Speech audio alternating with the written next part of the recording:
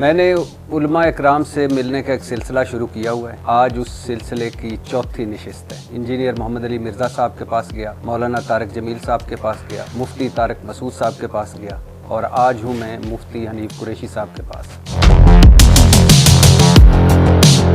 मुमताज़ कादरी साहब ने कहा था कि मैंने मुफ्ती हनीफ कुरैशी की तकरीर सुनकर सलमान तसीर को कत्ल करने का तहैया किया और मेरे मोबाइल में आपकी वो तकरीरें भी हैं, उस वक्त की तकरीरों के क्लिप्स हैं। जोश जज्बात में आप खड़े हो जाते थे मेंबर पर, आपका ये मामा जो है ये गिर जाता था। पीपल्स पार्टी का सरकर्दा लीडर आया, उसने आपका हाथ चूमा और वो तकरीर भी है जिसमें आप और मुमताज़ कादरी साहब पेशी पर इकट्ठे हुए। मुझे 2 नफल शुक्राने के पढ़ने दो, मेरे 2 लफ्ज़ उसके दिल में उतर गए और वो तकरीर भी मेरे पास है कि इंशाअल्लाह मुमताज़ कादरी गाजी ही रहेगा। और फिर वो तकरीर भी मेरे पास है कि वो वक्त गुजर गया जब इल्म दीन शहीद हुआ। तो सवाल ये है कि आपकी तकरीर सुनकर मुमताज़ कादरी कह रहे हैं और आपके ये सारे क्लिप्स हैं, आप क्या कहेंगे इस पर?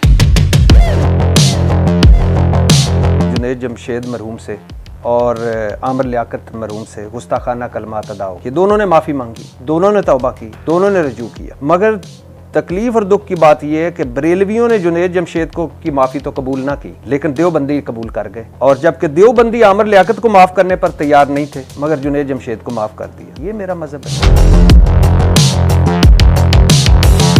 आपके बारे में आपके अपने मकतबा फ़िक्र के उलमाए की राय सुन लीजिए। वो पिंडी का एक काला कव्वा, पिंडी दी लोमड़ी, पिंडी दा भेड़िया, पिंडी दा लगड़ बगड़, इस शैतान को पहचान लें। इनमें से बात हुए हैं कि जो मदरसे में ही नहीं गए हुए, आपने उनके साथ अल्लामा और मुफ्ती लगा दिया। मेरी तहकीक तो ये भी नहीं है कि आप मुफ्ती हैं कि नहीं।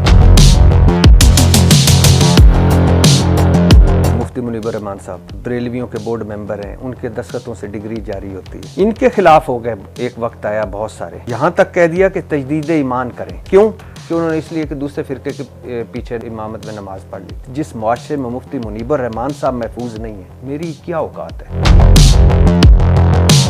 चारों हमारे इमाम हक पे हैं ना, तो चारों इमामों के जो मानने वाले एक दूसरे के पीछे नमाज क्यों नहीं पढ़ते? आप मिर्ज़ा साहब की जेल में अकेडमी गए, वहाँ इस्लाम के झंडे गाड़े आपने और वहाँ से इस्लाम के झंडे गाड़ने के बाद आप एक बुजुर्ग से मिले। ये कौन सा ताज़ीमी तरीक़ाकार कि जिसके तहत आप कदमों में सजदा रेज़ हो गए?